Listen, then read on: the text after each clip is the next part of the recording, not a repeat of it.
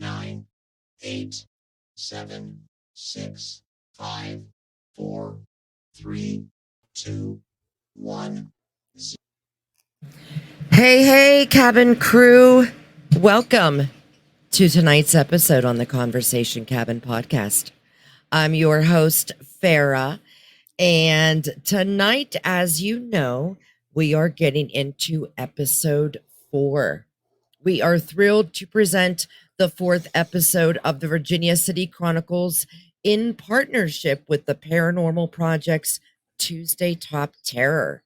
Tonight, we're excited to welcome our dear friend Courtney from Haunts Podcast as we delve into the fascinating history and chilling hauntings of Mackey Mansion. Plus, we have a special guest tonight. I won't be saying anything yet. You have to wait. But first of all, Courtney, my dear. Hi. How are you this evening? I'm great. I am so excited.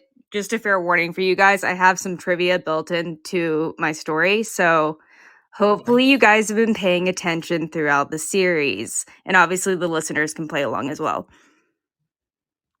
That sounds great. Well, we are ready to get into it now. I think I had just kind of given you, Courtney, a little rundown as well as our quote special guest. First, we'll let you get into pretty much all of your history on it. Tell us a little bit about hauntings, like a little tiny bit, and then we'll let I'll introduce our little special guest that we have with us this evening, and then we'll let them go into what I will tell them while everybody's here, while he's here. And then Courtney will have you finish out, do a little chit chat with everybody. First, let me say hello to one of my favorite new followers. Larry is joining us tonight. Larry, thank you so much for joining us. As we, of course, know, Jimmy from Spooky Appalachia.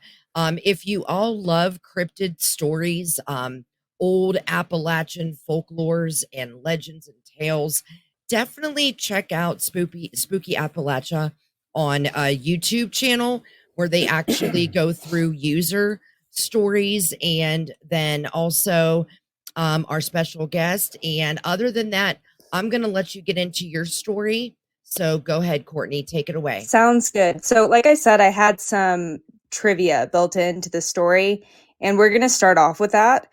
So for my co-host, I have 3 questions. Number 1, at its height, what do you guys think the population of Virginia City was back at the time of the Comstock load? The population? Mm-hmm. Take a wild guess. I would say like 2,000. Okay. I'm going to guess like 25,000. All right.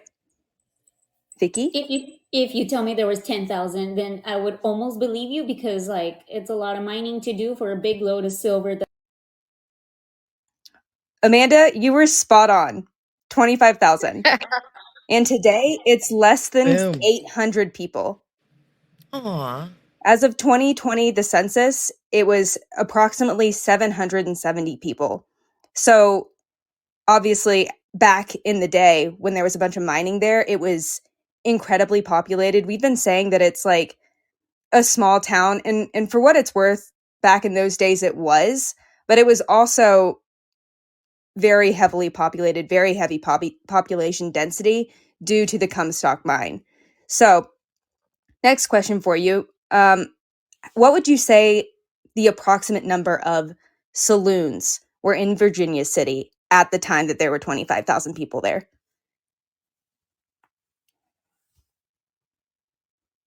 I don't know. Let me ask some of the listeners first before we go. Do you guys want to? Jimmy, Larry, do you want to go ahead? AJ, do you want to go ahead and guess? Maybe about 100. Damn. Yeah, you're honestly, you're spot on. Sorry, my reaction just showed there. There were just over 100 saloons and only 6 churches, which I thought was interesting given the time period. I don't know why I thought that there would be more than that. And then finally, my last question for this round of trivia. At the height of the Big Bonanza, Virginia City was compared to one other U.S. township. Who wants to take a guess for what that township might be? I would have no clue. No. No ideas? Any of the listeners want to try? If not, I can go. This one's a little bit trickier, I will say. Can we It get has a hint? nothing to do with the mine, right? Yeah, give us a hint. It kind of does. I will say it was another mining town on the West Coast. On the West Coast. Shoot, Oh. I am. I've I've stumped you all. Jackson? No, it wasn't. And I can tell you guys now if you want me to. I'm glad that I've stumped you guys a little bit, to be honest. Yeah, I have no You clue. did. Go ahead. So it was actually San Francisco, which at the time, just to give you some perspective into how small Virginia City was, even though there were 25,000 people, there were over 150 people living in San Francisco at the time. But even in spite of that, Virginia City was compared to San Francisco because of, I guess, the lifestyle and the mining operations there. So I wanted to start with that just because I wanted to reiterate that Virginia City at the time was a sprawling metropolis, much more so than it is today. Like we've said throughout the majority of our series, we've been saying that it's a small town and that everybody knows everybody. And to some degree, that's true. But obviously, back in those days, like it was a very important mining settlement for the entire country. The proceeds from the Comstock mine even went to like the Union in the Civil War, and it actually helped them like win the entire war. So it was incredibly important back then. And in my opinion, the fact that this was growing at the rate that it did comes down to the four Bonanza Kings, which we spoke about in the last episode. But just in case you miss it, and to give the listeners as well as my co-hosts some additional context and just a refresher, I described it last week as being kind of an informal fraternal organization. They obviously didn't have any formal accreditations, but they saw a lot of potential in the Comstock lode. So they made their investments in the mine and eventually struck it rich. And like we said last week, they ended up investing a lot of that money back into the town to make it better for the citizens that were moving there, make it a better town for everybody involved. And obviously that made it into the jewel that we remember it as today. And even though it's so much smaller now, the history that came to be during this time is obviously very rich, especially when it comes to the paranormal. So among the four Bonanza Kings was, of course, a man who needs no introductions, John Mackey. He moved to Virginia City, and when he did, he was just a regular working class stiff. He was from New York, moved all around the country, kind of searching for gold, following that American dream that was at the time. And when he moved to Virginia City, he was just working as a miner, but he saw potential, like I said, in the Comstock lode. So he made investments in the mine and eventually struck a vein of silver and gold. I want to say it was like 10 and a half feet deep, and it was worth like millions of dollars back then. And I want to say that it translates into over like $3 billion today. I didn't write that source down. I actually saw it in a YouTube video last night, but it was somewhere along those lines. He made billions worth from just like one day's worth in the mine. He was like overnight the richest man in the country. So I thought that was kind of interesting. Along with his investments back into Virginia City, he obviously also built a lavish home. Who could blame him when you have all of this money? All of a sudden, you've been poor-ish all of your life. He wanted to make a better life for him and his family. So he purchased a plot of land and built this lavish home, which of course is the Mackey Mansion, the subject of today's podcast. So I have another trivia question for you guys. AJ, you may know this, but the house was built in the 1860s. And today it's one of the city's most prominent landmarks. It was actually added to the National Register of Historic Places in 1961. Anyone want to take a guess as to why they added it to the register? And yeah, that is a lot of money, Amanda. I mean, the only thing I can say is that, I mean, usually they make places like that, like a historical feature. Mm-hmm. So there, that is part of the reason, but one of the main things that stuck out to me was the fact that this was the first home with running water in it. Yeah. So he had like running plumbing, a running bathroom system, and his toilet was actually appraised for over $10,000 because of the gold leafing in it, which I Oh, think is just wow. crazy because it's like I- a generic toilet bowl. But Can I ask a question? It's kind of like a trivia question too, for you and everybody. heck yeah, How go much for it. how much do you think that the Mackey Mansion cost when it was built, and what's its equivalent today? Oh, I don't know how much it cost when it was built, but I know that there are several different artifacts in there that have been like built into the home that are priceless, including the mantle and one of their diamond dusted mirrors. So You I would want to take a imagine, guess? Take a guess. Take a guess. I don't, Because 900,000, probably way more than that. well, What it's and worth, or what it was built what when it was built as, and then what's it equivalent to today? Because I saw this when I was digging into Mackey for my episode last week, and I was like, wow, that Mm. is a lot of freaking money for back in the day. It was a lot of money for back then. Jeez. Okay. Maybe like,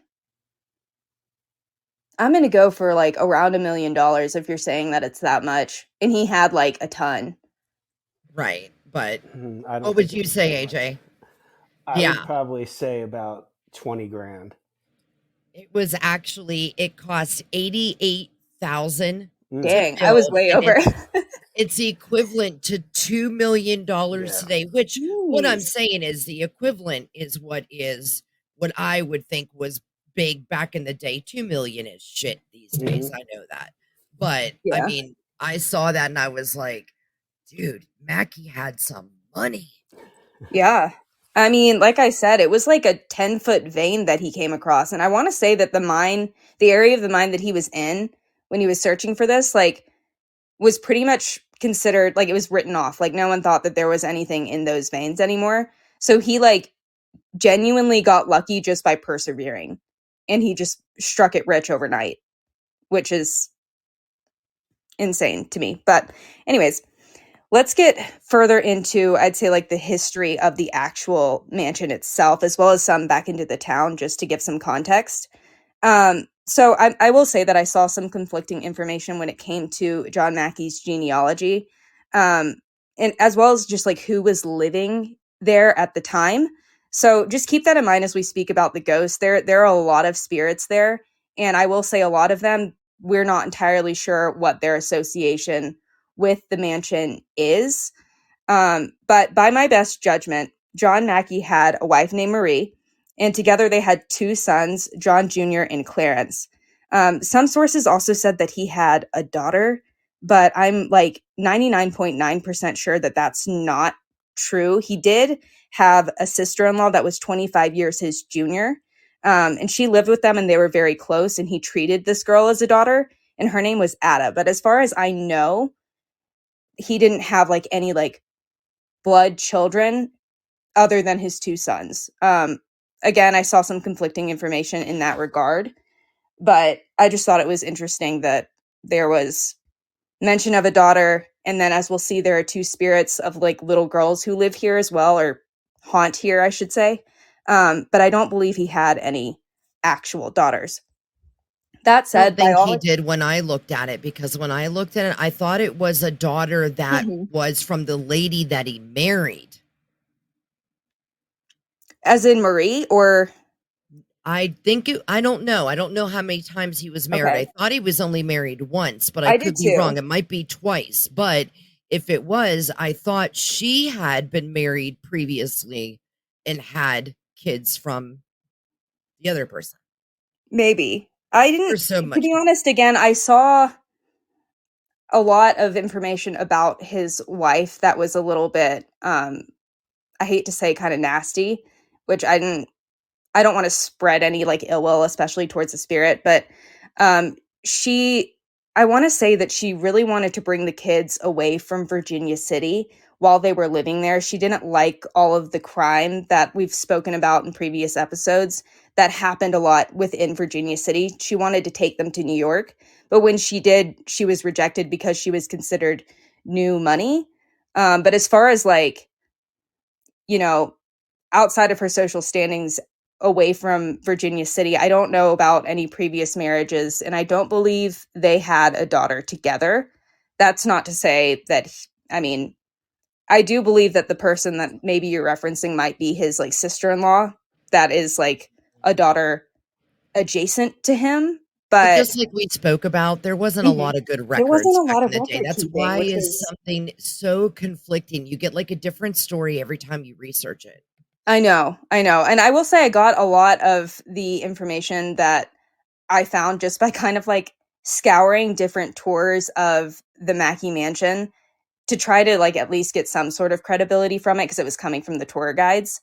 Um, but we'll get to that towards the end of the episode because I have information about like the tours if anyone wants to book anything. But to get back to the history, by all accounts, the Mackeys had a very happy life in this house. It was obviously very lavish, like we said. They had running water. They could bathe without having to like boil it. So like that's cool.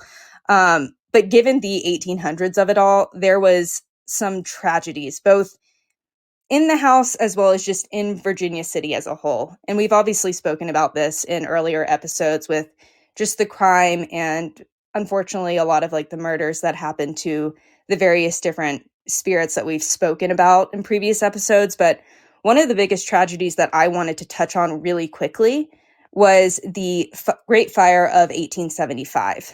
It started on A Street when an oil lamp tipped over, and then it burned for 9 hours and claimed over 2,000 different structures, which obviously created a lot of homelessness. Rioting broke out, prices on basic goods, as well as just like the finer things like alcohol inflated, which of course made a lot of people very angry. And then the rioting continued. Fortunately, the Mackey Mansion was untouched by this blaze. But as you can imagine, a lot of negative energy remained after the fire itself. Another notable event that was in the property's history specifically was a robbery that took place on the first floor of the home. So John had a large safe. He was obviously very wealthy beyond compare. So he had a large safe down in the living room where he kept gold and silver. And obviously this is like a prime target. So it became like the target for these two men who were planning to heist the Mackey Mansion. But what the robbers didn't know was that there was an armed guard who looked after the vault, which when I was reading through this, I was like, that's kind of obvious. If there's millions of dollars worth of gold and silver in the living room, I'm sure there's going to be some measures in place versus just a locked vault. But regardless, there was an altercation between the guard as well as these two robbers. And eventually, the robbers were shot and killed on site. So again, we'll get to that in a little bit. But that creates a lot of negative energy, a lot of negative history, and of course, spirits. But I'll touch on that in a minute after we speak more on the history. So, needless to say, the Mackey Mansion has seen its fair share of dark history. So it's no wonder why it's haunted by a plethora of ghosts. As I said, those two robbers are there, as well as a couple little girls who I can't necessarily understand where they came from, but they are two of the mansion's very active spirits, as well as possibly John Mackey himself. But before we get into the spirits, did we want to introduce our special guest? That Yes. would be wonderful. Let's do it. Okay, so our special guest that I invited, his name is AJ from Ghost Vexers Paranormal. I came across him because he's one of my followers, but I didn't know that he also knows Jade from Ghost Club Paranormal, although AJ does his own investigations and he does a phenomenal job. And let me tell you, you have to go see their oh goodness, I don't know what happened. My screen just blanked. Sorry. But you have to go see their investigation. That's why I asked them on the show because they had some unbelievable experiences. So, AJ, welcome to the Paranormal Project Presents the Virginia City Chronicles. And I'm so glad to have you here, my friend. How are you doing? I'm doing fantastic. Thank you for having me on. This is Oh, it awesome. is my pleasure. My pleasure. So, AJ, the investigation was top of the line of any Mackey Mansion investigation that I've ever watched, and I've watched a hell of a lot on Mackey Mansion. But tell me what your feeling was. Now, first of all, was this the first time that you ever went to Mackey to investigate? You?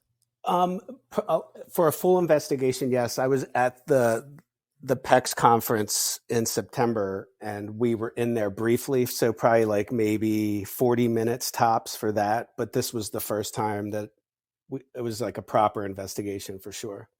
Okay, and here's what I think everyone wants to know, because let's be honest, a lot of us don't live in that area. It might be a while before we ever get there to visit it, but tell us, when you walk up to that property, what are the first feelings that you get there? Um, it's beautiful. It's a very beautiful building inside and out, and you would never think that it's as crazily haunted as it is. Dawn is fantastic, the caretaker there. Yeah, you walk in there and you're just like, wow, you're stepping back into that time, because the entire house is still furnished with their furniture, and everything that they owned is still in there, and it's amazing. Wow. And what's the smell? I mean, what's the aura, the smell, the vibe that you get when you walk in there? Oh, the vibe is definitely a creepy vibe once you walk in, because as soon as you go in, it's where you were talking about, where the two robbers were shot, is right in that parlor. So immediately you're kind of creeped out, because you know that that's where that happened. And yeah, I mean, it's very old looking, but beautiful inside, like so clean. You can't even wear your shoes inside. Oh, really? Oh, wow. Yeah, they have little booties that you can wear inside Oh, and no stuff like way. that. That's awesome. Yeah, I'm sure if you brought brand new shoes, they would let you wear them. But yeah, and it was so cold out that night we were there. That's Yeah. awesome, though, that they are preserving the niceness of it, though. Yeah, there's a lot of it that you can't even touch. Like there's certain chairs that are just priceless, and like you were talking about the diamond encrusted mirror that's on that mantle. I couldn't even begin to tell you how much I that's don't worth. even want to again, I've been watching a lot of YouTube about the Mackey Mansion just in preparation for this live stream. And I want to say it was Dawn who spoke about it in one of those episodes. And she was saying that it was priceless, and the mantelpiece was also priceless. And I'm sitting there watching this, and I just don't know how you did it. I wouldn't have been able to breathe anywhere in there, just out of fear that I might accidentally blow something over that was worth my arm, leg, and then some. But yeah. Yeah, that's a big fear when you're in there. But like they do have it, kind of like a movie theater. They have, what do you call it? There's like those ribbon type things that are going around, like where you can't go. So it's not that scary of knocking stuff over, but when it's pitch black in there, that's kind of when you get a little nervous. So take us all on that night, AJ, from your perspective. It was by far the craziest investigation I have ever been on, and we were only there for 3 hours. And My God. like I have never been scared on an investigation before, but I was terrified there, and I don't really know the reason why, but I just had that feeling that overcame me, that I was scared. Not like that I wanted to leave or anything, but there was something in there that was different than the last time I was there. I can say that for sure. Now, do you think somebody brought something in? Or that's been like the thing I've always noticed about Mackey. They don't know if it's someone that has resided there, or is it something that was brought in, because again, they always say how there's a very negative pull in there. What do you think? There was definitely something negative there that night. And I mean, as we all know, that whole town is haunted. So whether spirits bounce from one building to another? Like, do they go from the Washoe Club down to Mackey? Do they go Piper's or, Opera House? Like, I feel like they can kind of come and go. I mean, I think some are there for good, but you just never know what you're going to run into in that town, in my opinion. So tell me what happened, like when you guys started. Take us through the investigation on what were the highlights that you and Jade went through. The first thing that really pops into my mind was Jade communicating with her grandparents. I think her grandfather always comes in on investigations. It's kind of weird when there's something bad going on, and he kind of is there to like protect her, sort of. And she felt this was her grandmother, though, that she came in contact with here. And it said grandma on the spirit talker and she could feel fingers tickling her back. And that's kind of what her grandmom used to scratch her back. And so she was just like so happy at that moment. We all kind of were. And like, I'm sure you watched the episode. So Jade said that her grandmother comes to her as a dove. And Yep.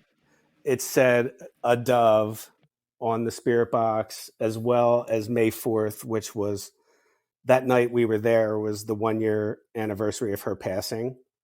And it said the date, it said a dove, it tickled her back, and the spirit talker said grandma. So that was that was kind of pretty early on. Like, all this stuff was happening before we even set up equipment. That was like during your tour, wasn't it? It was right after. But like, she was kind of talking about that during the tour, about like how her grandparents come in these situations. But yeah, it was all that stuff that was in the episode was probably 10 minutes when we were there. So that's crazy. Yeah. And so you figure we were there for 3 hours and all that stuff happened. There's really not much cut out that wasn't just dead time or us taking breaks and stuff. It was pretty action packed the entire time we were there. Mandy's Estes session was crazy, and that's when I started to feel scared, and I think Jade was as well, and we don't know exactly why, but that's kind of when that darker spirit started coming in for the rest of the night. And I think remember the look on your face, AJ. Yeah, I was petrified, and I was quiet, and I'm hardly ever quiet, and that it just freaked me out. And then that's kind of right after that was when I went up the steps and that alarm went off, and I thought I was going to have a heart attack at that point. but yeah, her Estes was like the catalyst to whatever that darker presence was. And Mandy said that she believes that there's 2 shadow figures there. One is kind of like a trickstery type, and then the other one is the dark one. Oh, did you guys ever encounter, or do they say they get encountered by Mackey or his family there? I believe that people have gotten spirit box stuff with Mr. Mackey's name, and I know that they have pictures of spirits that they've caught on the steps that look like him and his wife, that are like right in front of the steps like that, like, because you could tell by the hat and the mustache I believe he had. So they feel like he's still hanging around there. But there was a lot of wealthy and like presidents stayed there. Graham Bell put the phone system in, I believe.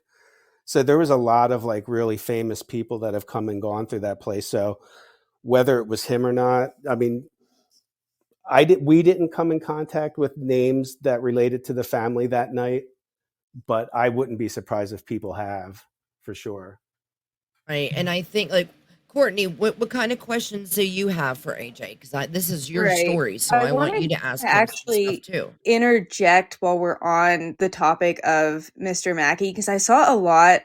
Like I said, there was a lot of conflicting information throughout all of my research, which is why I eventually took to YouTube and just like watched everyone's tours to try to figure out if I could find the truth in between, but I saw a lot of people saying that they thought the shadow figure was Mr. Mackey, and I just feel like that isn't true. Like, would you say that that's not the case? Like, to me, he's a very distinct, different thing than whatever this negative being might be. And I know that you said that there's possibly two, but I was just Yeah. curious. Well, Dawn had mentioned that she thought that a second one has come in, and Hmm.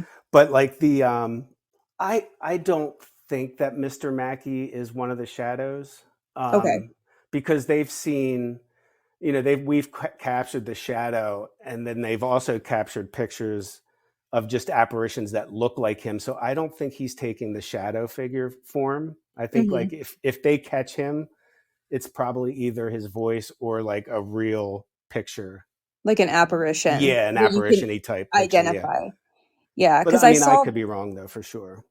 Well, I don't think, I feel like that's more on par with what I've seen from, I don't want to say that some of my sources aren't credible, but from the ones that are more like the Mackey website, as well as like just watching interviews with them and everything, it seems like that's more akin than just, someone randomly being like, this is the spirit of John Mackey. Because the way that I was looking into the history of the actual property, as well as the experiences they say with the shadow figure, I just felt like it was more of a negative being. And then with Mr. Mackey, he was supposed to be this like kind man throughout his life. Like, he was giving money away to widowers after Mhm. like their like husbands died in the mines and stuff like that. So it just didn't strike me as accurate. But yeah, I guess that was my main question. The other thing that I wanted to sort of touch on was, and you may not know this, but you said that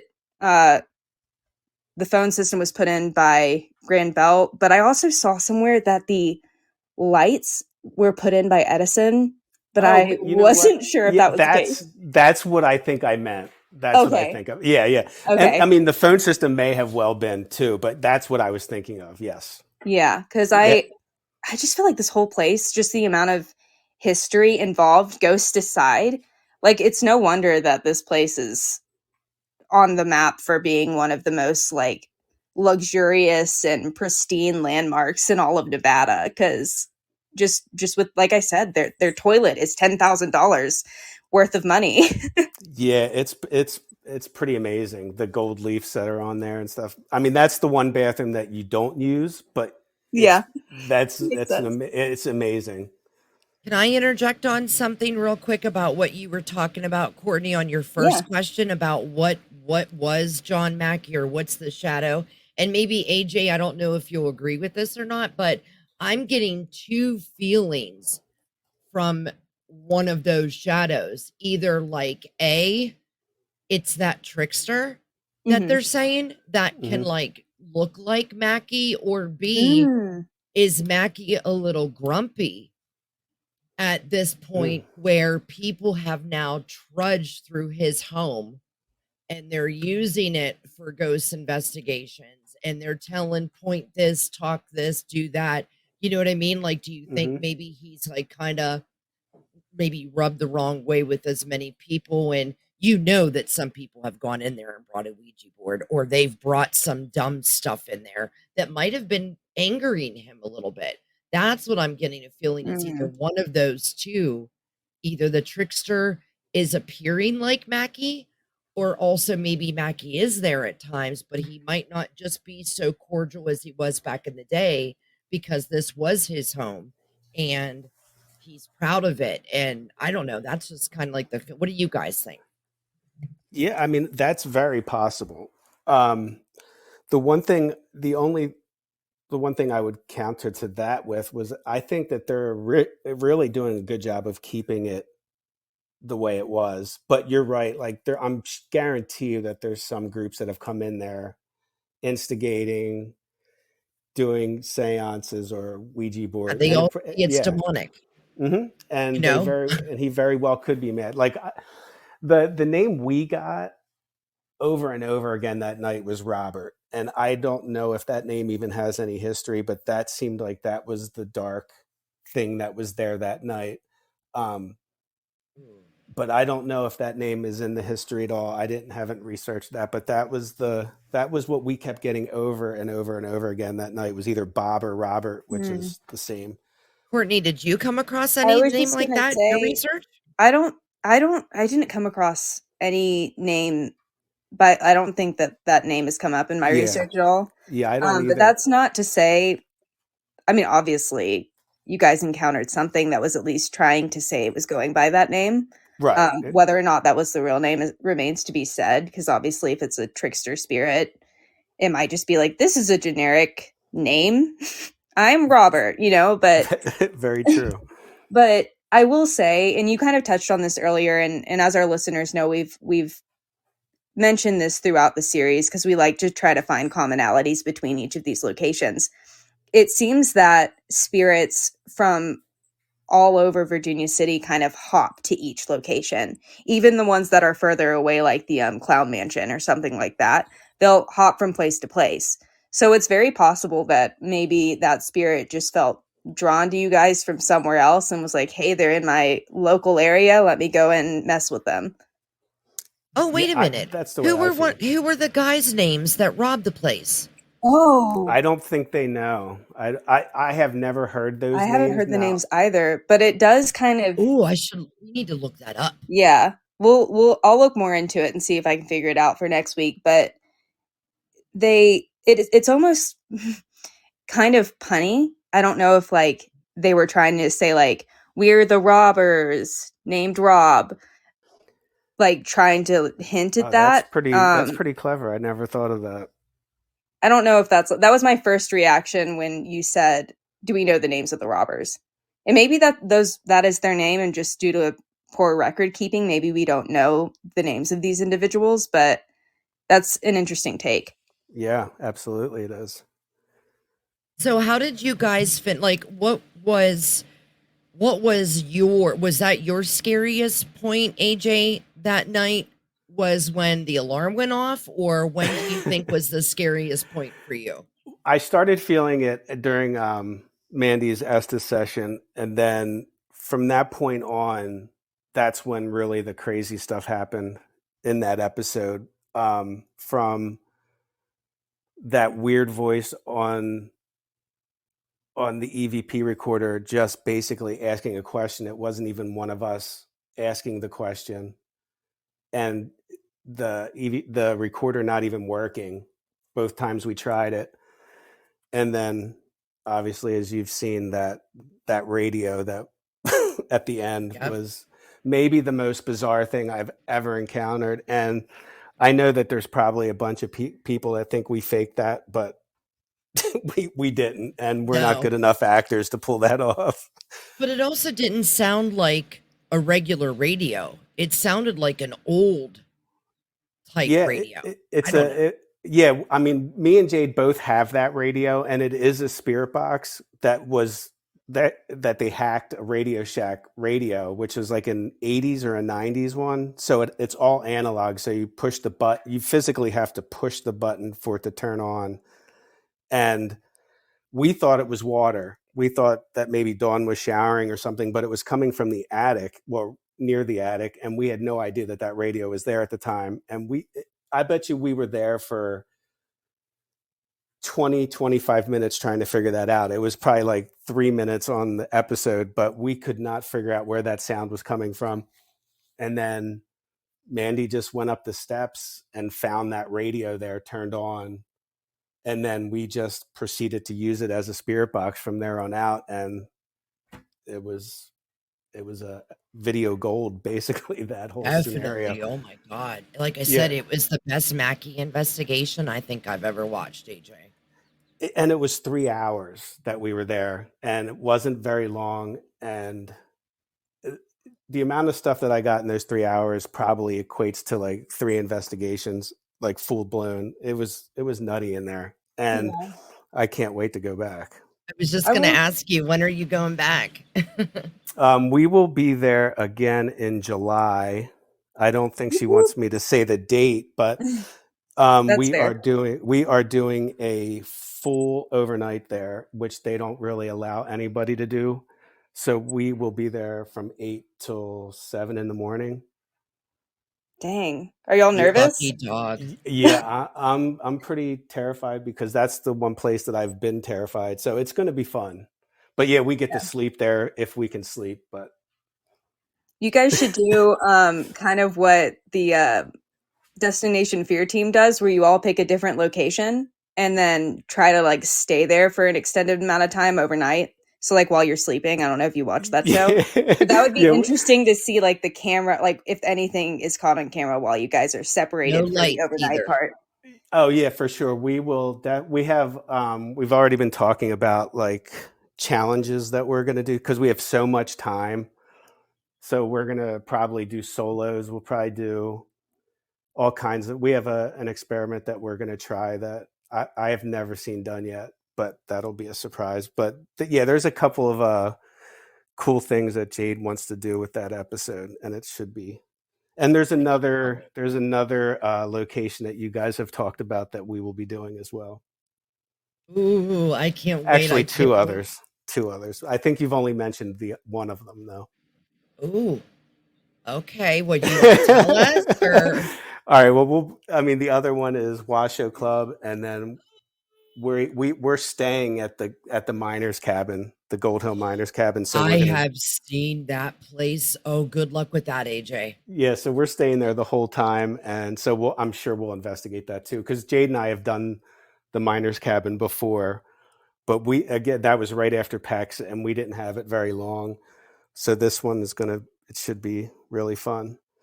We should definitely set up a time for you to talk when you get back from that crazy investigation and see how it went for you all. Yeah, I'm Oh my interested to God. see how different it is, but yeah, I mean, if it's anywhere near as crazy as that was, it's going to be a long night. That's for sure. Well, AJ, tell everyone, all my listeners, everyone that's in the live chat room here too, where you can be found, all your handles, anything that we need to know, so that way you can get that our listeners can follow you as well. Absolutely. Everywhere, Facebook, Instagram, and YouTube is Ghost Fexers Paranormal. So that's VEXERS. My content on YouTube will be coming up whenever I'm doing my own episodes. It's kind of hard to put a replay of Jade's investigations out for myself, so I'm staying away from that. So, but yeah, I will have. I'm in Florida now, so we did the St. Augustine Lighthouse, so that'll probably be my first solo episode on YouTube. So I'll be That's a good one. working That's on a that good one. place. It was very, very active. I mean, everything was going off. We kept getting the spirit box, the Estes, everything was really good there. So I'm excited to edit that. Definitely. I'll definitely be looking forward to that. Well, AJ, you are more than welcome here to stay with us until the end of the show. But if you need to go, we understand that too. But everybody give a big hand to AJ for sharing his story. Thank you. It was great to talk to you about that. Anything, actually, any listeners before AJ, if he has to go, but any listeners or Vicky, Amanda, do you guys have any questions for AJ as well? Shoot. Yeah, I had shoot 'em ahead. one if I can pipe in real quick. Do Sure. it. Go for it, dude. So I everything that I know about this is what I've just learned from you guys by listening, and I'm beyond fascinated. I don't even have an opinion about anything because it's so fresh. But just based on what I've heard, like, is there an artifact or a room or something that you had like the biggest emotional reaction to? Because I know a lot of times investigators, when you enter a room or you hold an object, you like almost get like an emotional kind of reaction from it. Did anything like that happen to you and Mackie? I would say that Mr. Mackey's bedroom and Mrs. Mackey's bedroom are probably the two places in there that you feel it the most. They're dark, very, very. I mean, it's all the same bedroom furniture that they had, and it just feels different in there. That hallway where we did most of it is right outside those bedrooms. and that upstairs is crazy. Everything upstairs is, that bathroom. It wasn't in the episode, but out of that bathroom, we were standing in the hallway, and I saw like a basketball-sized white with my own eyes float out of that, like a mist ball, float out of that bathroom and go into Mrs. Mackey's room. But, on camera, it's just me saying, "Oh my God, I just saw that." So, that got cut out, but it was one of those moments that really just, I wish we could have seen it on camera, because that would have been a great part to see. And that was like right as we were doing that spirit box session where Jade was communicating with her grandmother.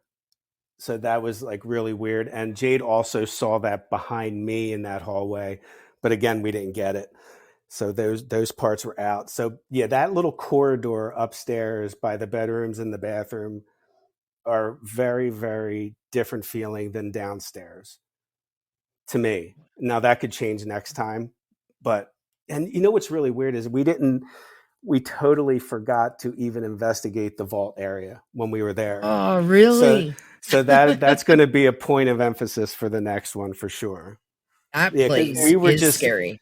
Yeah, it just kept taking us upstairs. It just kept leading us upstairs, whether it was knocking, voices that we were hearing in our ears and in the cameras. As it turned out, there was quite a few, but yeah, everything just kept drawing us upstairs that night. So maybe it'll bring us downstairs more next time. I was actually going to ask you about that. If it's, I mean, obviously you guys didn't go in there, and we'll talk more about the spirits in a moment. But I saw some, I feel like a lot of the investigators who go there have a lot of luck just in general with like their actual electronic equipment versus just like knocking or stuff like that. Cause you go to some locations and they don't want to have anything to do with your equipment. Would you say that that's the case for this? Or I want to say that it was mainly in like the vault area where I've seen this, but I'm sure if that's true for one spot in the mansion, then that's true for the rest of it. Yeah, we were getting some REM pod action. It drained a K2. Jeez. It drained Mandy's camera during her Estes. So it was more like it was draining our equipment more than using it. But the REM pod definitely was going off. Like we didn't get much cat ball activity or K2 for that matter, but the REM pod did go off at like really prime times, like when we thought we saw something over there and it went off. So that was kind of like, even though we didn't capture it, we swore we saw something by the steps. Mm-hmm. And that's kind of where we had the REM pod, like right at the top of the steps, like towards the attic side. And that went off quite a few times. But, we really didn't have a lot of time to gather the equipment evidence. Cause like if you're there for 8 hours, you're just going to get it. But we were losing energy more than it was using it. It was kind of weird. And that doesn't happen very often. Yeah. And I will say too, just that is weird for the listeners at home too, like I know when you're saying like we were there for 3 hours, that can sound like a lot, but when it comes to the tour that obviously comes with the investigation, because the caretaker will take you around and show you all of the different spots, as well as set up and kind of getting your game plan in action. It goes very fast. I haven't been on as many investigations as I'm sure you have, but when you have a limited amount of time, it can be very, very difficult to get everything that you need in order, especially when you're being pulled in like this direction, that direction, because obviously you're going to go where the spirit goes. And I just feel like that gives credence to this. Yeah, absolutely. It wasn't a lot of time. I mean, it's not a big place. As big as it looks from the outside, inside it's small. So, there wasn't, like, we didn't have a ton of stuff everywhere, because then we would have been tripping it up all night long. But, there's a lot of things that we have planned that we either forgot or we just ran out of time pretty much, because that last part of that episode took up a real big chunk of that last hour. So it's kind of funny because with the tour and everything else that I said that we cut out, like that episode is pretty much the entire night. So there wasn't much editing. I would probably say maybe 20 minutes that was edited out of that. And like I said, it was pretty much dead time. So that was what you saw is what we did and what we got pretty much. There was not much that we didn't do that wasn't in that episode. Yeah. That's actually really good to not do much editing, because that's not what we hear from most people that have YouTube channels. They always Mhm. gripe about how long it takes them to edit an episode. Yeah. But then again, they're there for 8 hours sometimes and they have to wait 3 hours to even get something. So the fact that you guys were getting activity right off the bat, you guys got very lucky. But that just shows the Mackey Mansion is a very active place. Do we know the square footage on that house, AJ or Courtney? I do not. To be honest, I was under the impression that it was a lot bigger than it sounds like it is. So, Oh, so they listed big. See, I'm guessing like probably 3,500 square feet mhm. if you include that basement area. But now they kind of have that as like their souvenir area and stuff Oh, that they're selling. So like that downstairs is probably the least active anyway. But like and that's the basement area. Like the first floor is the parlor where the shooting took place and that whole beautiful living room setup. It doesn't seem big when you're inside there. It's like that upstairs hallway is the entire upstairs. can I ask while we're on the subject of like the layout? Because again, I feel like when I was researching this, I was a little confused on how everything kind of fit together. There's 2 stories, correct? And then an attic and a basement? Or are there 3 stories? Because I saw both and I was thinking that the third floor was being equated to the attic, but I could be wrong. There is 3 floors plus Okay. the attic. So that basement, it's a living area, but they have it. It's where the dining room was. Oh, okay. So that's like that downstairs dining room was like where all the rich and famous people would sit and eat and stuff like that. Interesting. And then you have the second floor, which I called the first floor, which is the entranceway, the parlor Mhm. where the piano is and stuff. And then the second floor is the third floor. And then there's that attic, but it's inaccessible. Right. Okay, Yeah. cool. That helps because like I said, there's a lot of different sources on the actual mansion itself. So people are calling like one thing, obviously, the way that I was picturing it was the first floor was what you were calling the first floor. Mm-hmm. So honestly, that just helps with like my clarity, and I'm assuming as well as the listeners, just so when I'm going through the hauntings, we're all on the same page of what is Yeah. I where, call it the first floor, second floor. And then I consider that it's like one room down in the basement. Okay. And that's like the dining room area. I think that's what Dawn called it, was the dining room down there. I think though too, like houses that were back in the day that were big ones like that, what we would think are big for 3,500 square foot.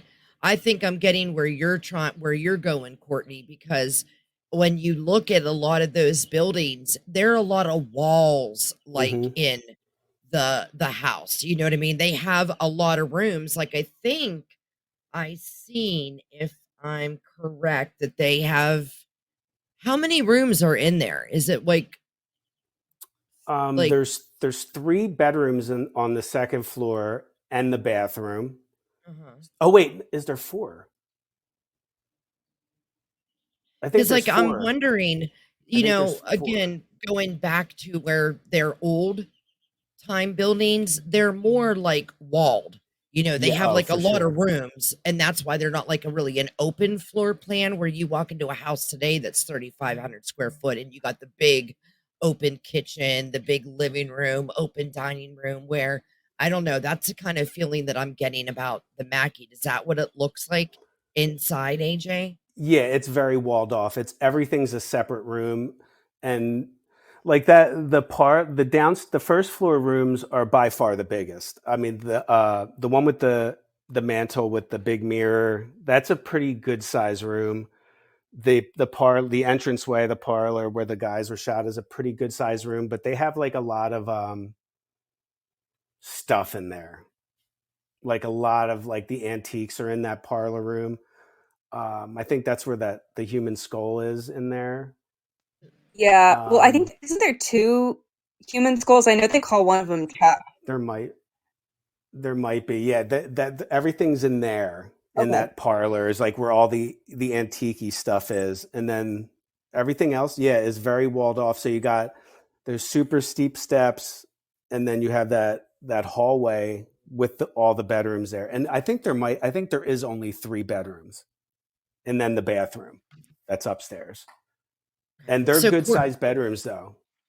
that's what I was wondering too, because I think everybody was talking about, like on other past investigations, like the upstairs is where a lot of people like to go because it's Mm-hmm. their bedrooms, and they feel just like you said, you kind of got a feeling when you were in there. But Courtney, what can you take us through as far as the hauntings matching up with what AJ felt? So, also forgive me, my dog is like freaking out in the other room. But so I had seen a handful of spirits, and the more that I talk, or the more that we've gone through AJ's experiences, I feel like some are more accurate than others. So we'll go through these, and AJ, if you want to like hop into this and interject and correct where you can, that would be great. Because, like I said, there's so much information. I'm Yeah, sure there's some of some it's stuff I false. forget too. Some of the stuff I forgot Sick. too. So yeah. Cool. So the first one that I want to bring up is a woman who supposedly haunts the like main level, so where that parlor living room area is, as well as the upstairs floor. She's often described as wearing a Victorian style high collar dress. And she's either seen sitting in either the living room or the parlor. I saw both. As well as just walking around casually up on the like 3rd floor. And they believe that is Mrs. Mackey. I don't know if, like you said, you didn't see or have any interactions with like their family's presence, but did you come in contact with any like spirits that might fit that description? Well, we didn't get any apparitions there, so we didn't Okay. see details, but we did see. Well, Jade saw a shadow coming up the steps, so that fits. Mm-hmm. And it very well could have been her. Yeah, so we definitely did see spirits in that area for sure. Well, shadows. Yeah. Right. Because, And and knocking on the steps, we heard. Um, oh, that's so yeah, eerie. voices right at the top of the steps. So yeah, it definitely could have been because they were female voices that we heard there. Mm-hmm. And you also said too that you saw the mist on the stairs as well, or going towards the stairs. No, the one that I saw was on the opposite end where the door Oh, is. So it was coming out of the bathroom and into Mrs. Mackey's room. But the shadow that Jade saw and Mandy saw were both. Mandy's was at the top of the steps and mm-hmm. Jade's was walking up the steps. Okay. So that kind of checks out, which is good because, like I said, I wasn't entirely sure if like the Mackeys were there or not. Obviously, it was their home, so you would think so. But it seems to me that the more active spirits are ones that just kind of arrived at the location, which brings me to the next instances of spirits, which are the 2 little girls that supposedly haunt the property. They call them Lily and Emma. Museum staff isn't entirely sure, like I said, what their association is with it. If you want my theory, I feel like maybe they knew the Mackeys back in the day and like just liked the home, or maybe they lived in the area and thought the house was beautiful and went there. But from what they can tell, there wasn't a like blood relation to it.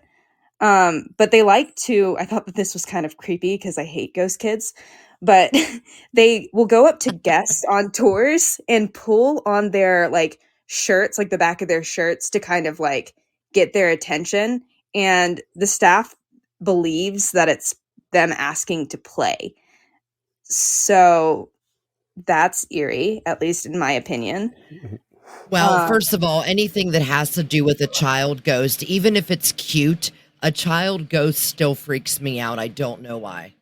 I think it's Yeah, because they absolutely. like you always hear these stories of people being like the Sally house, for instance, where it's a spirit of a little girl who isn't actually a little girl.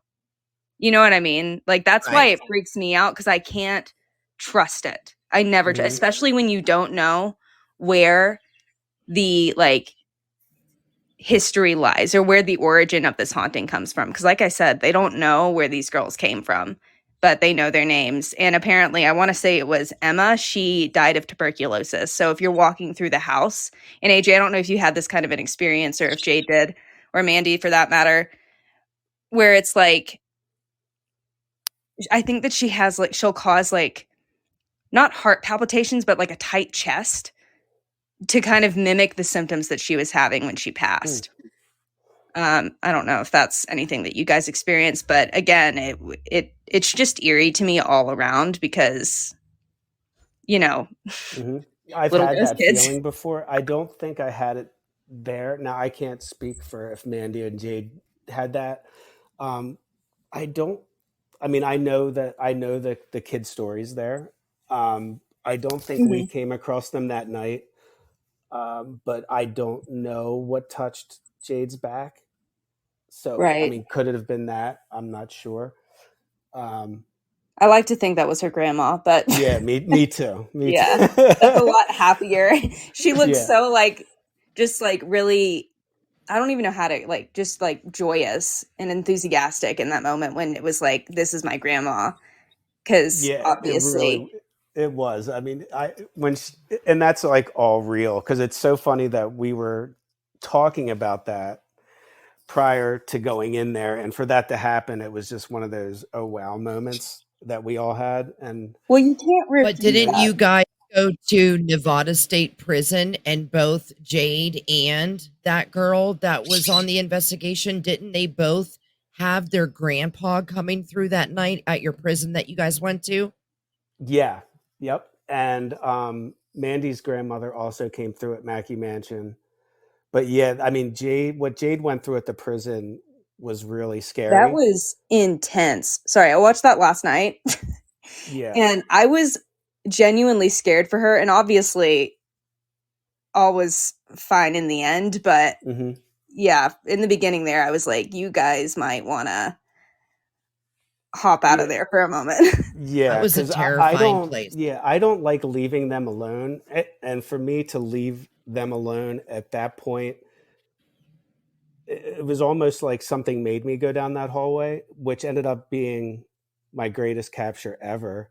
But she was being affected at the same time that that was going on, and when I got back, I felt horrible. Like it was almost like I let her down in a way, and that's when I said, I don't want to film this because she was pretty bad, like Yeah, I shaking. Yeah, felt you say that when you came in there and you said that. I felt like you're like, oh my God, I feel like I dropped the ball on this, but you yeah, didn't. You could have known that was going to happen. I know what you mean, AJ, but hmm, again, when you're going off into different spaces and you're splitting up, everybody does that on investigations. They split up. yep. But how did that I wanted to ask you, how did that jail cell feel in your face? Oh man, that I got improperly touched there, um, but the bang that was on top of that bunk above me, which It's huge. it's not in the episode, but I asked if you're still in here, can you come into the top bunk? And immediately was when that sound came. I don't know why she didn't put that part in, but it, I asked it and it happened like that very second. And It's then when insane. she was, yeah, I mean, there was so much banging there. Like it wasn't, I was startled and spooked, but I wasn't scared in the prison like Jade, I think was. But, She had a whole different level yeah, she had a whole experience. different level experience than I, but it was, that was one of the darkest places I've ever been in. Like spirit wise and just light, there was no light in that place at all. So when I'm walking down, like you saw, I banged into the bars. Like I couldn't see my hand in front of my face. That's how dark it is in there. But yeah, that place is that place is so very haunted by so many different spirits in there, and like we think that there's aliens in there too. Yeah, that was Say what? yeah. They have pictures of it. They had, I mean, what was happening at the end of my Estes that wasn't in that episode was, it was getting super aggressive, and like that noise that was coming through the spirit box is something I've never heard before in my life. And Yeah, that yeah, was I'm gonna say that place, Nevada State Prison, from what everyone says, it's a dark beyond dark. yeah, Like, I don't think people that watch these investigations realize, because of the fact that they see you with night vision on, hmm they're thinking that you're seeing that like a very low light. But you are yeah. in absolute pitch black. And for you guys to all do an investigation like that place was evil. It really, there's a lot of darkness in there. I mean, there was a lot of bad people in there, but yeah, that was, I mean, you're never going to go wrong investigating that place. I don't think you could possibly go into the prison and not get evidence there. I think that's one of those kind of places where you're always going to get something. And it's, I mean, the voices that we were getting through the cameras that we didn't hear were some of the best that I've ever heard. Like saying the names of the death row inmates that were killed was pretty mind-boggling. That's I And just got intense. shivers listening. yeah, when me and Jade were outside during that night, and we're like, I don't think we have an episode here. Like there was, because if you watch that episode again, we didn't get any equipment going off at all until Susan brought out that music box. And And that's that's weird, right? isn't Like, it? yeah, if you think about that episode, we don't have like maybe a blip of the REM pod that went off when I walked past it, but that it really didn't go off much at all. And we were like, everybody loves seeing equipment go off, and we were like, I don't think we have anything. Well, And at that everybody moment, attaches that to validation. And then when yes, you don't have anything, there you're trying to say what you feel, and the watcher at home is like, what do you mean you feel that? There's no EVP there, or there's no EMF detector going off. There's no REM pod, but yep. you have to be there, wouldn't you say? Yeah, absolutely. I mean, who would have? I didn't see that apparition with my own eyes, and I didn't know it was on my camera. I didn't know the voices were there. I mean, we knew that me in the cell was gold. That was probably the best evidence that we saw that night until the rest of the group came. Until after Jade got affected. Like up to that point, we were like, "Oh my gosh, we've been here for hours and nothing has happened." Even though it did, and we just didn't know it. And that's like the whole, you don't know what you got until you get home, Yeah. pretty much. Do you want me asking An how apparition long was a great catch. how long you Courtney. guys were there? From 8 till right before 2:00. Okay, so you had like a decent bit more time than at the Mackey Mansion to kind of. For sure, yeah. Well, cool. I mean, to be honest, they were both very, at least in my opinion, very intense, very like kind of scary investigations. And like, I obviously don't scare easily, but watching, I just feel like Jade's reactions at the prison were just like night and day, all of a sudden, very different. And that to me is terrifying. Yeah, and they were back-to-back nights.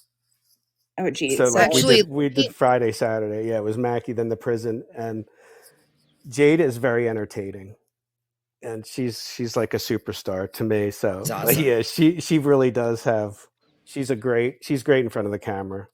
Well, let me tell all of the listeners, Courtney, for a second. Go check out, if you guys want to see what me, Courtney, and AJ are talking about as far as the investigations, go to Ghost Club Paranormal. Her name is Jade. Please definitely subscribe to her. Turn on all notifications, all of that, like, comment, all that good stuff. But it's her most recent 2 investigations, the Mackey and then the Nevada State Prison.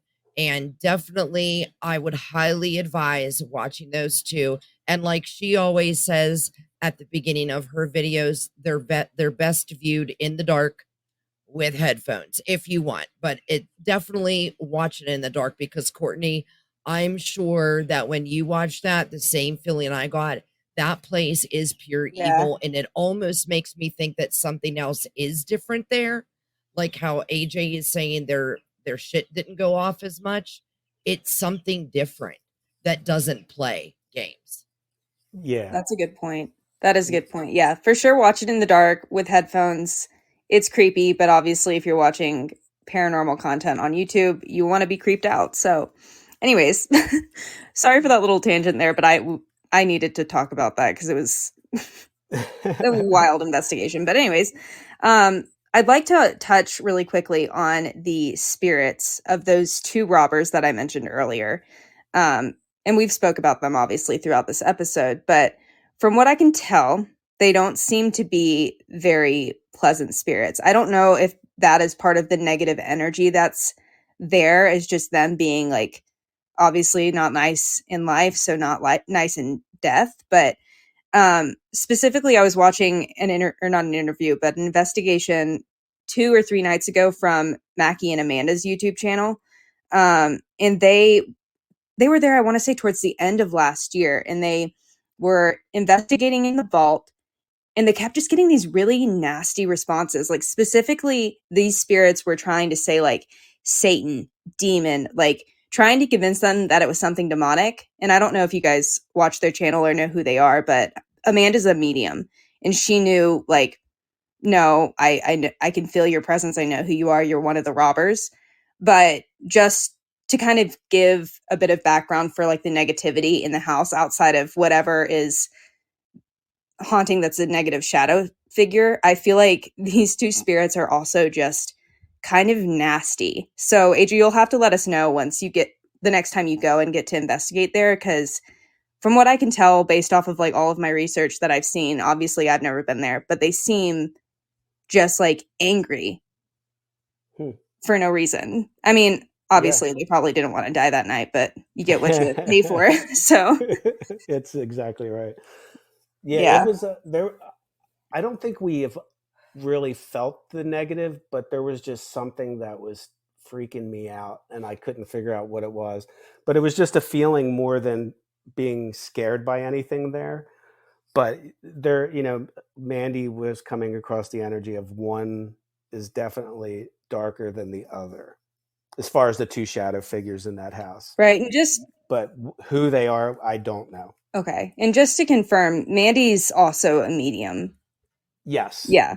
I just to give the listeners context. So like she was probably also able to feel different, energies from throughout the property. Obviously, if you watch the episode itself, you'll see that she sees a lot of things, and I feel like a lot of stuff kind of targeted her, unfortunately. Maybe that was just my interpretation, but it seemed like she would go off into a different corner of the, not even like that far away from you guys, just going to like pick up a camera or something, and something would appear in front of her and freak her out, like almost on purpose. So, which is awful. Yeah, but it's pretty amazing, because I've noticed that whenever mediums are around, the investigations are infinitely more interesting. Right. Like I feel like more stuff happens. But yeah, she got pushed out of the bathroom. Yeah. I don't remember if we got that, if that was in the episode or not, because that was during the walkthrough. And then something growled at her, and I know that was in there. I forget what it said on the spirit box, or like I'm gonna get her or something, but there was a growl in Mr. Mackey's bedroom that we didn't catch on camera, but that's when she came bolting out of that room at that point. Yeah. There's something up there that was interested in her, but then she said it was all of that was towards Jade. So I don't know, but it seemed like it was Mandy to us. Yeah. Or maybe she was shielding Jade from that. Hopefully Jade wasn't like the target of the weekend from whatever spirits it always seems like it is. Yeah. She's always the target, it seems like. Poor thing.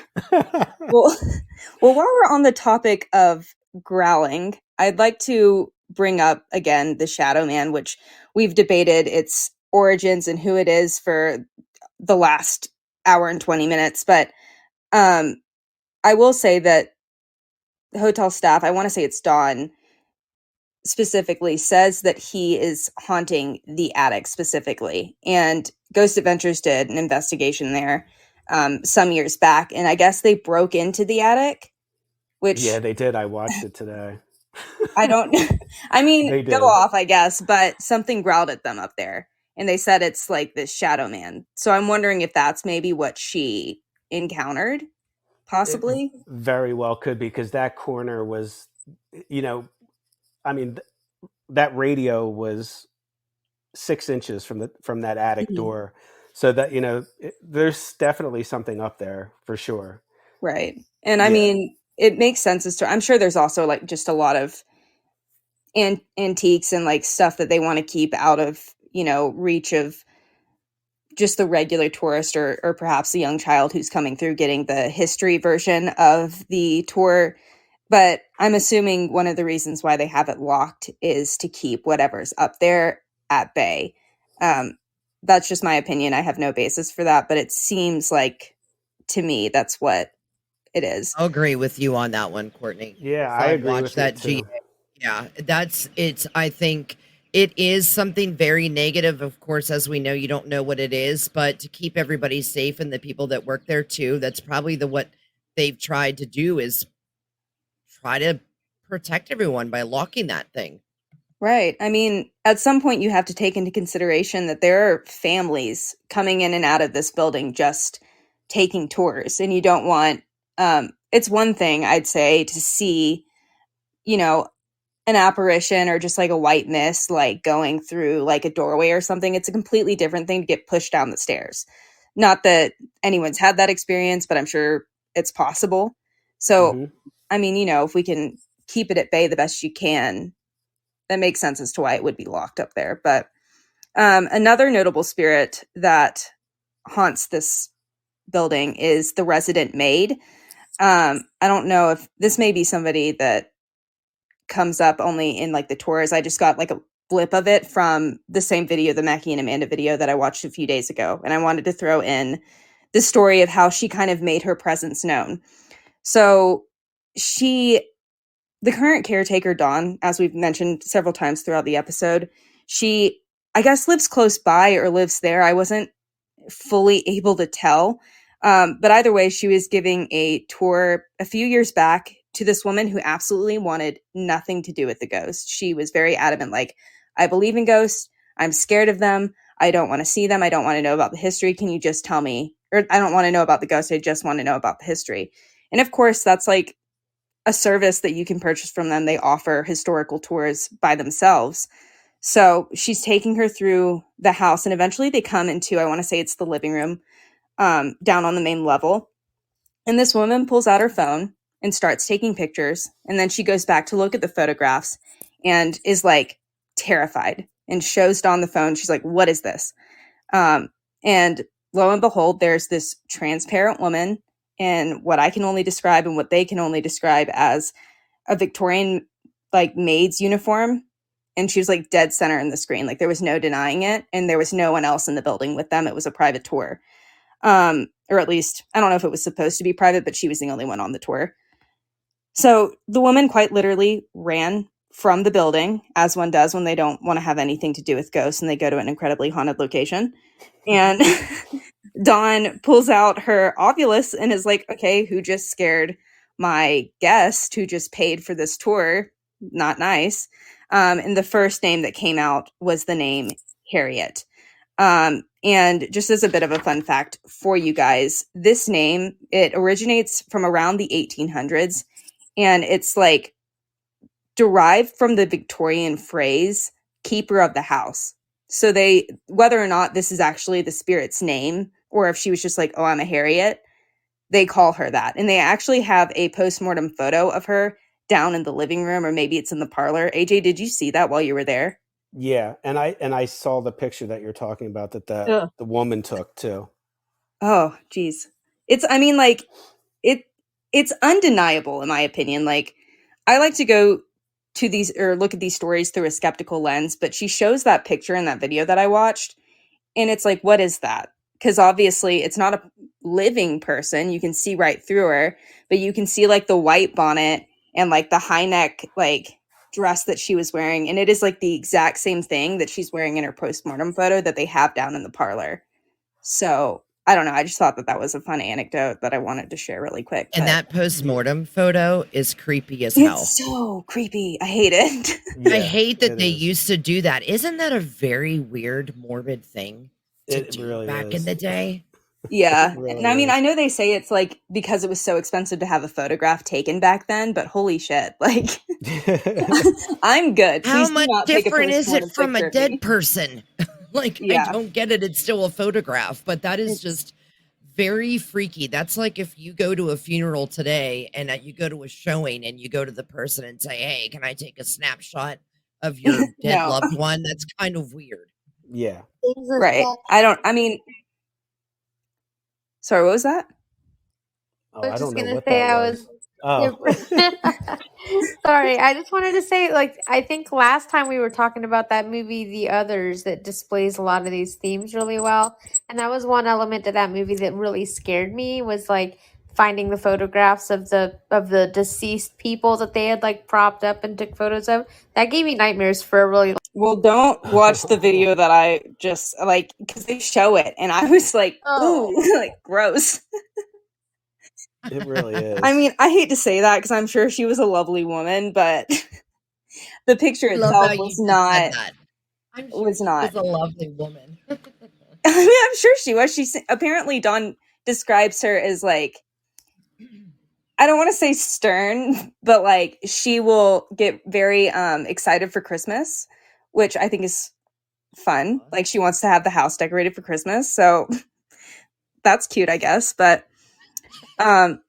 something not so cute is the spirit of Mr. Fair, which like this just on a completely different level grosses me out. But so Mr. Fair is one of the four Silver Kings, and he apparently, I guess he lived there at some point with the Mackeys, and his spirit apparently haunts the Mackey Mansion as well.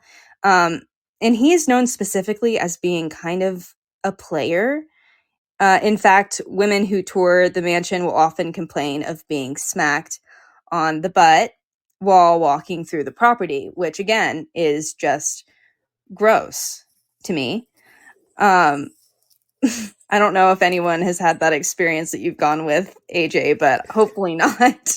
Well, Mandy did have somebody during her Estes run their hand down her legs. She Ew. felt whether it was that spirit or not, I do not know. But it was, she did call that out as it was Yeah. going on, and that's why we thought it was all attaching to her. And then she said, "No, they don't like you, Jade." Oh, And I was like, "Oh, good, thank goodness it wasn't me."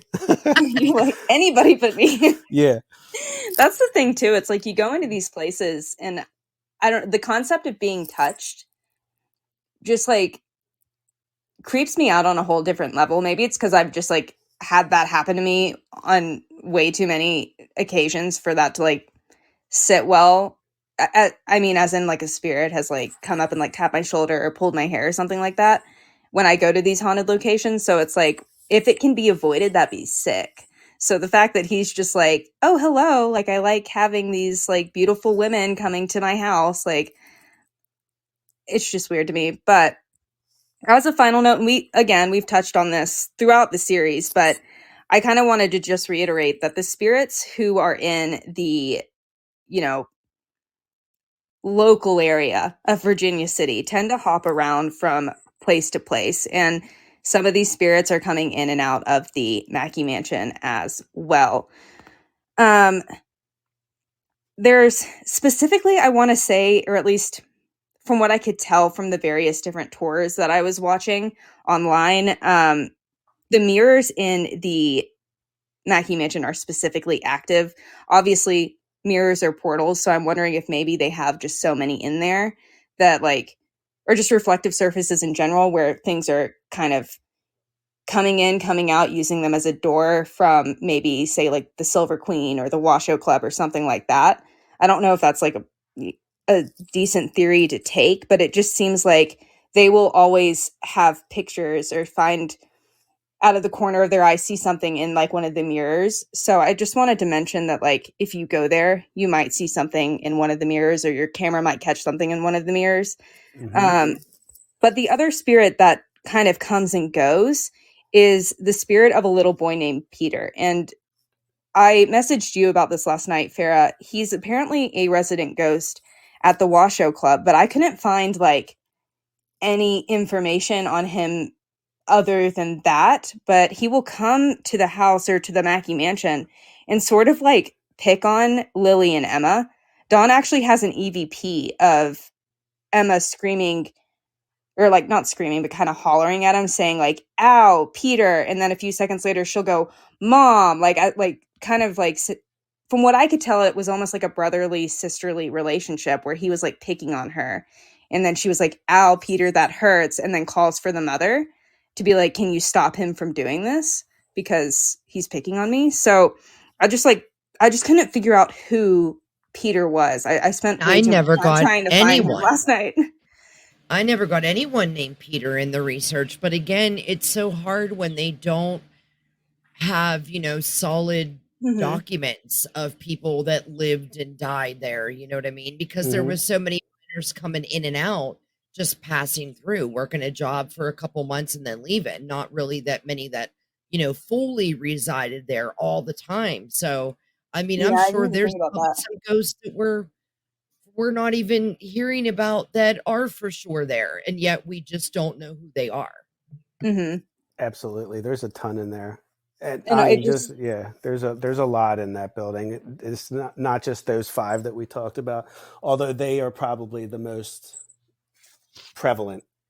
yeah, that's a good way of putting it, because it just seems like spirits are coming and going. They're like being caught in the mirrors. Like, I was watching one like investigation, and obviously they were doing the like walkthrough beforehand. And Dawn shows a picture of like one of the mirrors, and it's like a full on just like two couples walking down the stairs, and they're reflecting in the mirror. And she's like, they weren't on a tour. I don't know who those people are. They don't work here. We don't know them as spirits, but that's what they have to be. And it's very telling that people who are living pretty much full time in the house are seeing these spirits, and they're like, I have no idea who that is. So it just goes to show that the whole town of Virginia City is wildly haunted. And obviously, AJ, you've experienced that firsthand.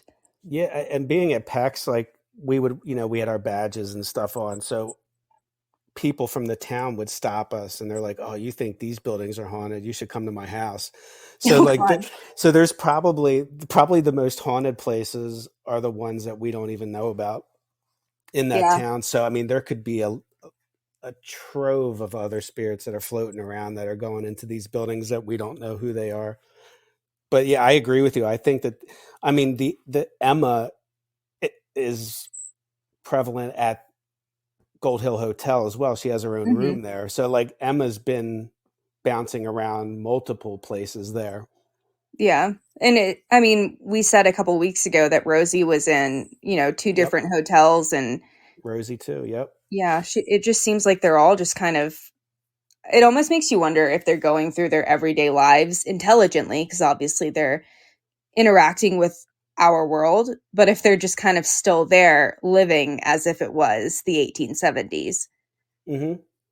Well, like we said, Virginia City, it was really the way that those Western old towns were built was a long strip with, Hmm. everybody that lived outside it being sprawled out. Like people had an acre, or two or more, so it's, everybody knew each other in that town, even though it was 25,000 people or built or, it's still, they're all living there, working there, and seeing each other on that strip. So I think everybody knew each other very well. Mm-hmm. No doubt about it. But did you have anything else to wrap up, Courtney? If you guys want, I can tell you how to book a tour. Obviously, Yes. AJ's Yeah, been there Yes. definitely, plenty. Yeah. definitely do it. And So, Dawn will definitely show you all the videos and pictures you want if you go on the tour. heck yeah. And ladies, we should go, because we've been saying this every time that we do one of these live streams, even with the last series, that we're like, we should go to this place. But let me, like, just to do the tour, it's very affordable. You can go for $8 a person, which to me is just like unheard of, because last time, I want to say, Farrah, you mentioned that sometimes it's like $600, $700 for like the night, and you can still just go into these places for like $8. Obviously, you're not getting to investigate it, but you can book private events there as well if you're interested, including weddings for anybody who's getting married in the next year or so. I would strongly recommend. I wish I had known about that. Or, as we found out, you can also book an investigation. I want to see prices if you're going as like a group that like isn't just like you and a couple of other people. You can go with like a mass group of people for a couple of hours and investigate. They'll give you the equipment, and it's $40 a person. Or if you start at like group rates where they're private groups, it's $150 and goes up from there based on the amount of time that you spend. And you can book an investigation by calling their office. Am I safe to give this phone number out, do you think? If I it's don't see public why not. information, then sure, yeah. Cool. Definitely. Okay. Well, it's on their website. So it's 775-847-0156. Or I want to say you can also book on their website somehow, but that seemed kind of complicated, so I would just call. Yeah, But I would call. yeah, definitely. But that's all of my information, unless you guys have anything to add. And it's probably the easiest place to investigate there. For some reason, I don't know why. Maybe it's because of Washoe, but I don't feel like it gets the traffic that it should. Really? Mm-hmm. Well, I was going to say too that like the tours to me felt like they were like very low. I should have looked to see what other places, like I don't know, somewhere in like California and like old San Diego, because I'm sure that those places have to be going for like $30 a ticket or even more. So when I saw that like you can go in and tour the place and get all of the ghost stories directly from like the people who experience it for $8, I was like, that's a steal. Yeah, The everything Washoe about Club's it the is same cheap. thing, because the Washoe is $8 a person, and I think $5 if you're like a certain age or Yeah, under for $5 like for kids. kids.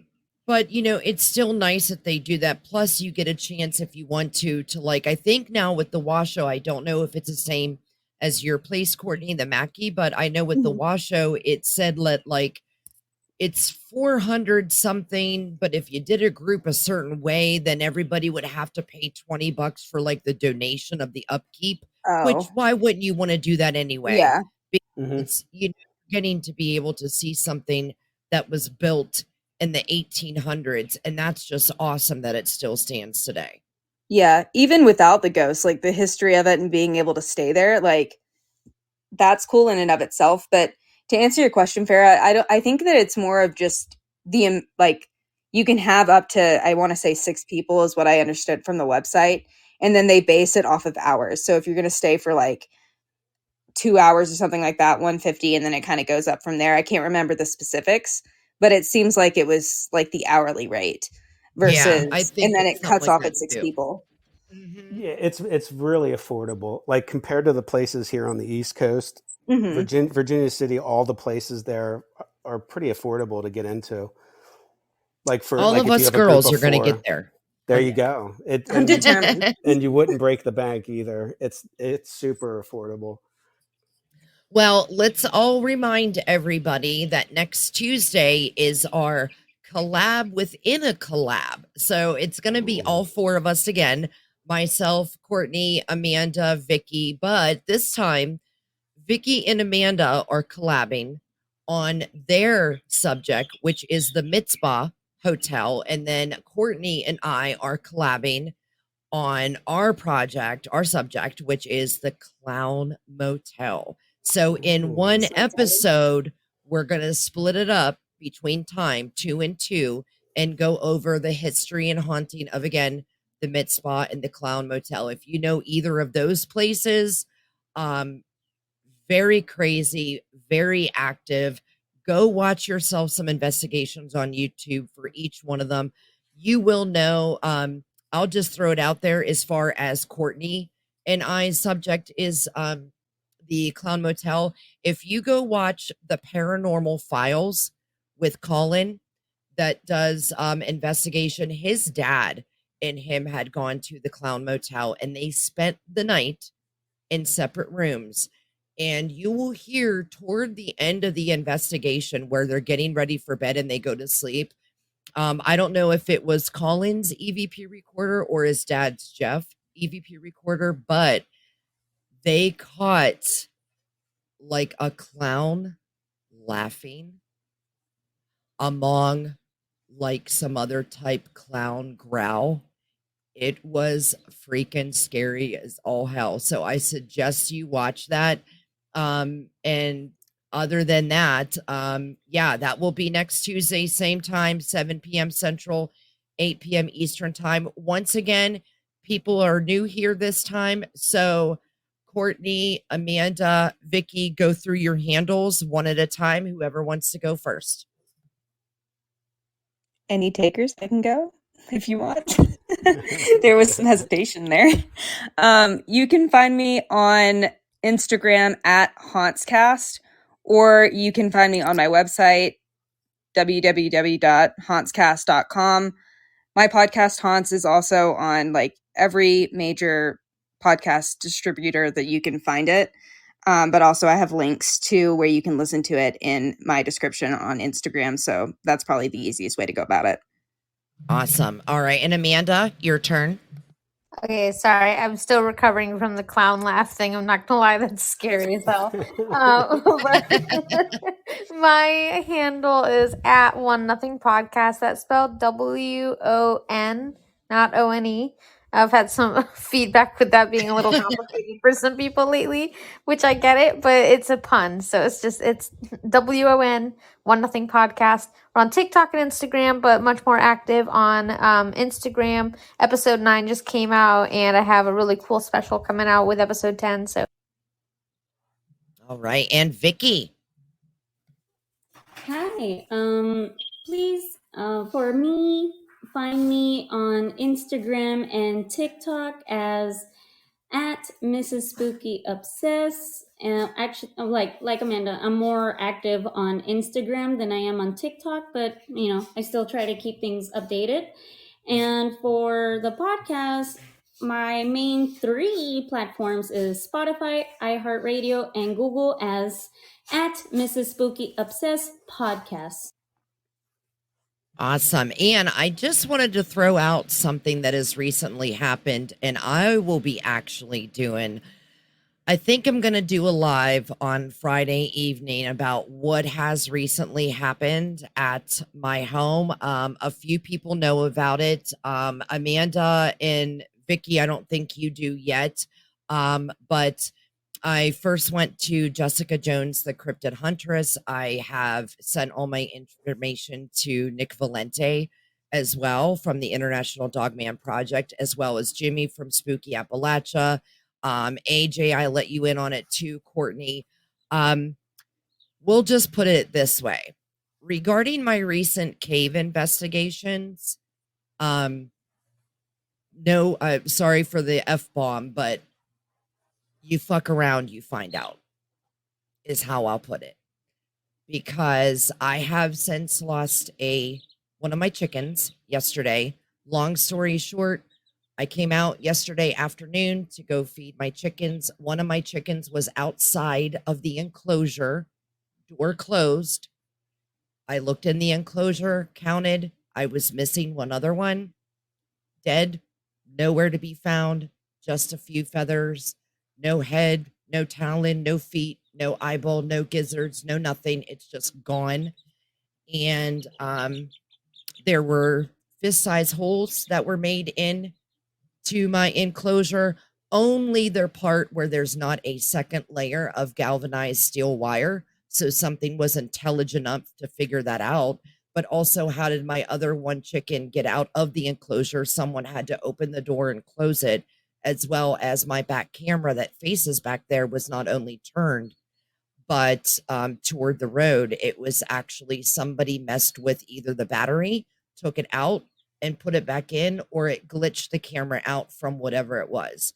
I have since spoken with Nick Valente, and between him and Jessica's remote viewing of my property, they have come to the conclusion as of a few hours ago that I have a Sasquatch pod on my property, and it's not very happy that I went into the cave.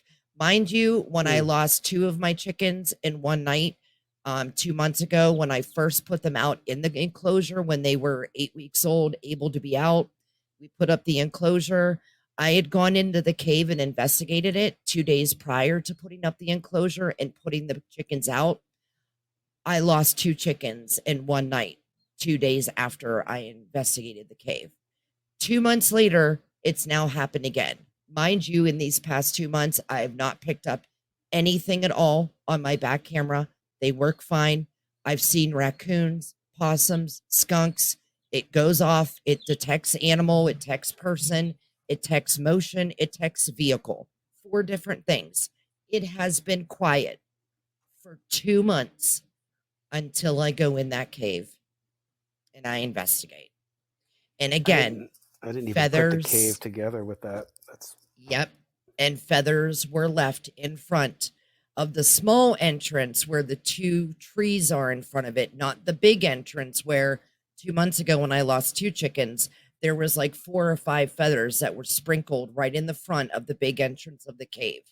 When I've showed everybody on the live my other entrances, there were 4 feathers inside that specific entrance that I was showing more often than the big. It's almost like something said, you come in, I'm coming out, and I'm letting you know by my door to not come back in. So I will be doing a live to go over the remote viewing, exactly everything that happened point by point, because a lot of people want to know. So I'm going to do a live about it. So I'm hoping to do it Friday, since I have off work. So if you guys don't want to join, I'll post it. I'll post the link to it as well on my story. But yeah, so I guess I'm not going to be going in the cave until I get some people out here to look into this property. a good idea. Yeah, I think that's a fair assessment. I mean, when you messaged that to me this morning and like the videos that I'm sure you'll get into on Friday during your live, I was just like beside myself, and I'm so sorry that happened. Yeah. I mean, and I don't even know where she is. That's the weird She's thing. It's nowhere. like, I mean, I have chickens as well, and sadly when you have livestock as pets, things can happen. They're not as, let's say, durable as like your average everyday dog or cat. Um, but there's always, you can usually find them. Like you usually know where they are. And when you said that you didn't know and that she just disappeared, it was very telling to me that it wasn't something, Nick it said, wasn't an animal. even Amanda, with the kind of podcast that you do, if it was an animal, there would be some blood. There would be some, and if you look, I'll post the pictures on Instagram tomorrow, but my rooster was torn at his throat. Now the thing is, there's not any bite marks, there's not any nail marks, not any blood that was like pouring out like from a nail or something like that, but all of his throat feathers were completely ripped out from his throat. Like something grabbed it because he was trying to fight to save Smitty, the hen, and it grabbed him. But then the other thing is, how was he outside the enclosure? Yeah. How did he get out? He did not get out of that hole. He would have been stuck. Well, he But would have something been out. incredibly, I mean, if they're fist size holes, he wouldn't have been, number one, he wouldn't have been able to get out, and not to bring this to like a upsetting place, but he wouldn't have been okay, Right. so like he had to have had another way out, and I've seen the enclosure that you guys have. It's fully covered. He can't just like fly out. No. So And then the other thing, remember, actually, Jimmy just wrote and reminded me, on the one side of the enclosure, there was like a pokey stick that was put through the fence, the enclosure wire, like something was trying to push and shoo the chickens to one side. What does that? It has to have a thumb to do that. Yeah. And it has to be intelligent too. I don't know, man. It's weird. It's It just is very weird. So, It stay almost tuned for sounds that. like a chupacabra thing. A what? Yeah. A chupacabra. It almost sounds like a situation that a chupacabra would do to a regular goat, mostly goats, I guess. That it would be more common in. I'm not too sure about chickens, but it almost sounds like those kind of. It would be sucking the blood. I'm sorry if you hear my dog. It would be sucking the blood out of the animal and kind of leaving like almost no trace. But did you say that it was that you got your result as a Sasquatch or Bigfoot kind of creature, possibly? Yeah, Sasquatch. Now, granted, the remote viewing I do have everything on this property. There's 3 beings. I don't know what they are exactly. A Sasquatch pod, possibly like a face eating Sasquatch, which is a different type of Sasquatch. It's more of a canine looking Sasquatch. And alien tech, she said, underground base, possibly. I mean, this place is like, I have everything.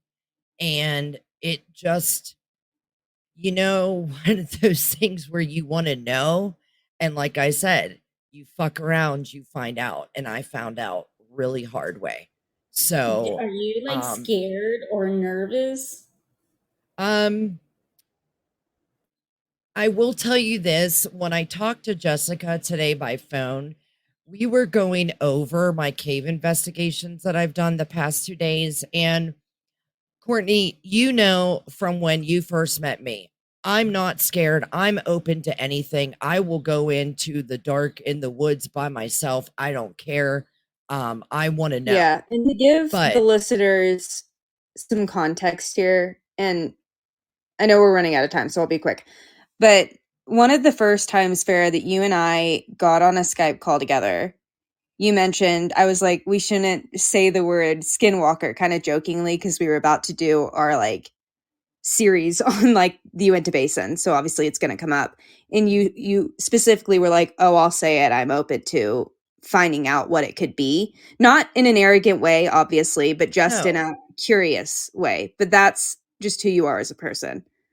That's what I mean. It's definitely not arrogance. I respect anything. I mean, for God's sake, when I moved here October 31st, November 1st, when I woke up in the morning, the U-Haul wasn't even unpacked yet. Do you know what I did?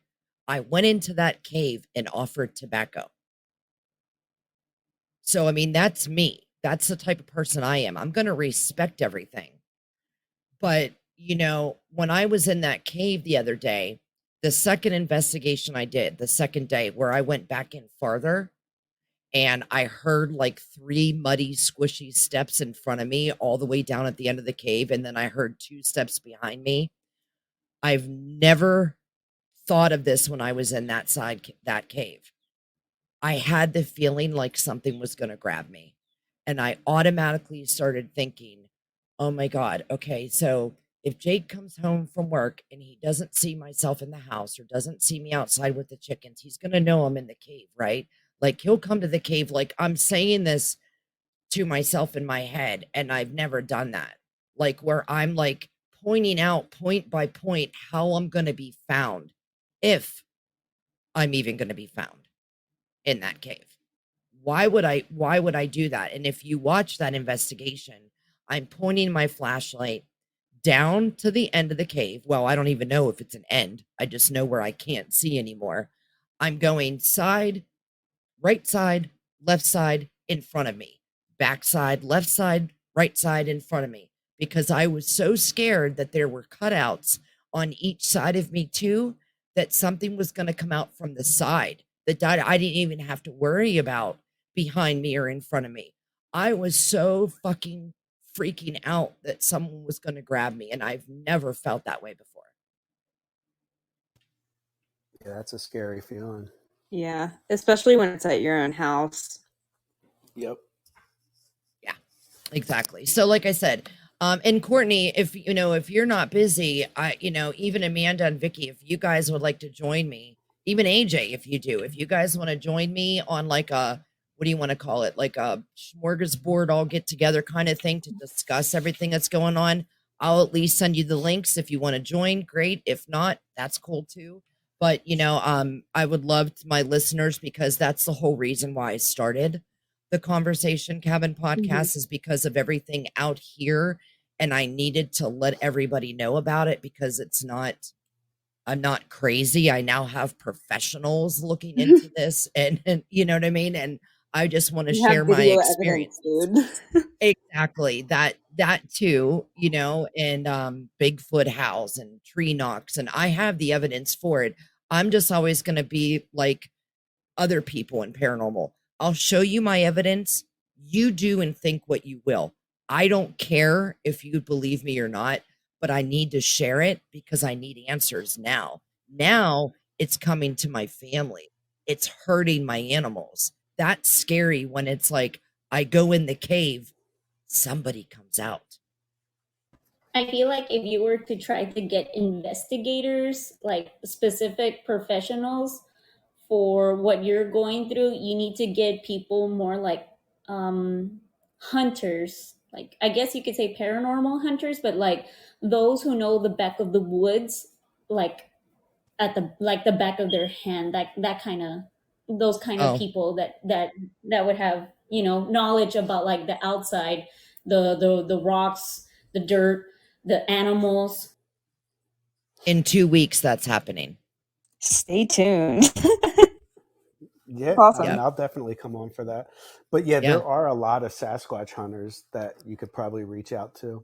There should be some close to you, Farrah. I will say Hmm. that the area that I was living in North Georgia, right before I moved out here to Montana, it was like the number one county for like Sasquatch sightings, and I don't think that's too terribly far from you. So they may come out, like take a day trip out and drive. It's worth looking into. I can send you some information about it.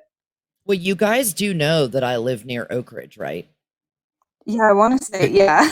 I feel like we've talked about that before. That's like the Stranger Things. That's the particle reactor area Yeah. that's here. Yeah. So like I'm in, plus from what I was told, a secret military thing that happened. It was like away from the military, but still kind of military run, where they were injecting like bear cane wolf DNA into military women and men, and then dropping off a man and woman in different places. There was a couple that were actually dropped here, but they were eradicated because of the fact of what they were killing.